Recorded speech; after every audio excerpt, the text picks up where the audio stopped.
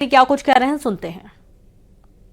जीवन सृष्टि की एक तरह से जीवन धारा बनती है। जैसे हमारा हृदय का अपना महत्व है, ऐसे ही हमारे परमात्मा की दया से ये गोमुख अपनी नदी की धारा के माध्यम से जीवन अमृत देते हैं। और नर्मदा मैया जी की तो बात ही क्या है, मुझे इस बात का गर्व है। थोड़ी सी राजनीतिक लगेगी लेकिन यथार्थ है।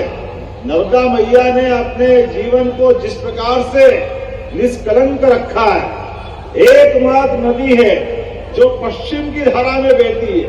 पूरे देश की इतनी सारी नदियां हैं, कोई इस धारा की तरफ नहीं जाती। एकमात्र नदी जो पश्चिम धारा को तरफ बहती है। और उससे बढ़कर के ये अपने जीवन में, कहने वाले कहते हैं, हम तो सुनने वाले। आज भी सारी की सारी नदियों की कहानी अगर सुने, पवित्र गंगा माता, उनकी गंगा की धारा गंगोत्री से लगा के गंगा सागर तक बहती है।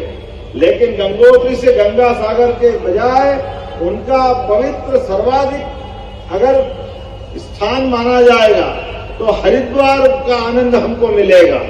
ऐसे मां सरस्वती के लिए हरियाणा में कुरुक्षेत्र वो स्थान है जहां उनकी धारा की पवित्रता दिखाई देती है। जमुना जी के बारे में कहा जाए तो वो जमुना जी मथुरा के अंदर जो आनंद देती है, बाद के क्रम में मां का आशीर्वाद वो उस प्रकार का नहीं रहता है।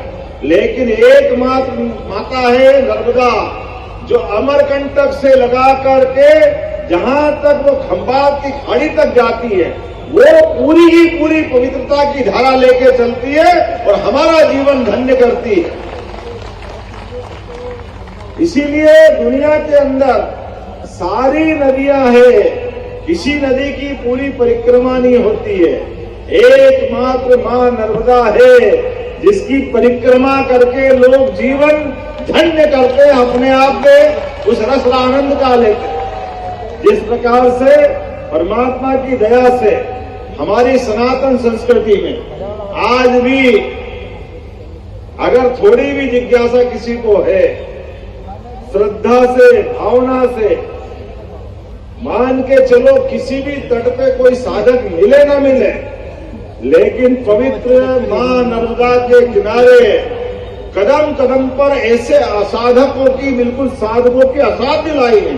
कहां भी चले जाओ, कैसे भी चले जाओ, जिसको कोई साधना करना है, अपने मन में अध्यात्म की धारा का निर्बाध रूप से, प्रभावमान रूप से धारा स्थापित करना है, तो मां नर्मदा का किनारा ओंकारेश्वर, ममलेश्वर, नेमावर, जहां चाहो अलख निरंजन की तरह आपको जीते जी देवता के रूप में साधक मिल जाएंगे, जिनको कुछ नहीं चाहिए।